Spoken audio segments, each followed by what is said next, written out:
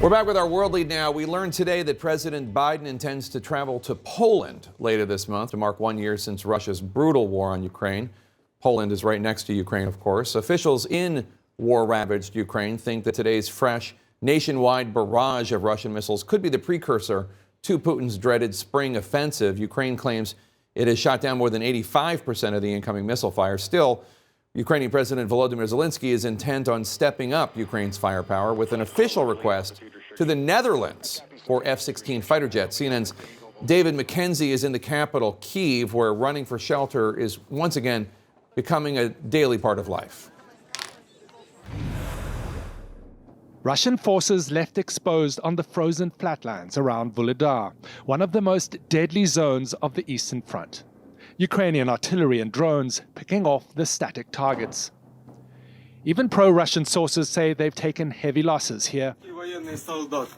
Ukrainian foot patrols tour the southern outskirts of the heavily damaged town, and they appear to be taking some prisoners too. These men identify themselves as belonging to Russia's 155th Marine Brigade.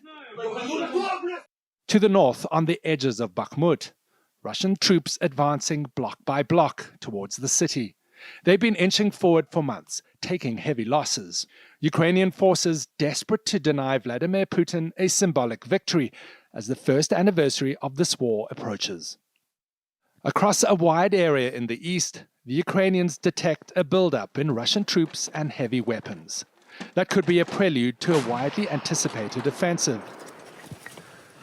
But Ukrainian officials have told CNN that in some areas their own troops are critically short of munitions. And throughout the country, Russia launched its largest missile barrage in months, targeting Ukrainian civilian infrastructure, including this thermal plant in Dnipro. The city of Zaporizhia hit 17 times in 1 hour. A Russian cruise missile struck the power grid. The immense power of this strike throwing a car onto the roof of a house. They are not humans, says Yevhen of the Russians. I don't know what they are thinking about when they're doing this, when they press the buttons and shell civilians. The Ukrainians say they brought down 61 of the 70 missiles fired. Yes. Enough to limit damage to the power supply. As sirens blared, thousands of people in the capital, Kyiv, took to the subway shelters to run businesses and take classes. It's a well-practiced routine. The children may not be comfortable, says teacher Elena, but since September, the alarms have been so frequent that they've got used to classes in the metro. In the skies above, the war against Russia's missiles and drones goes on.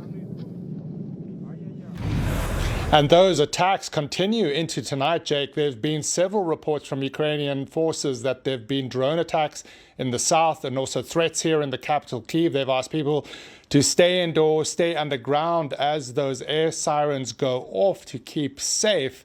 You can be sure with President Biden coming to the region in the coming weeks that President Zelensky will continue pushing the US and others to get more sophisticated weapons to push any advance of the Russians at the Eastern Front, including possibly those F-16s. Jake?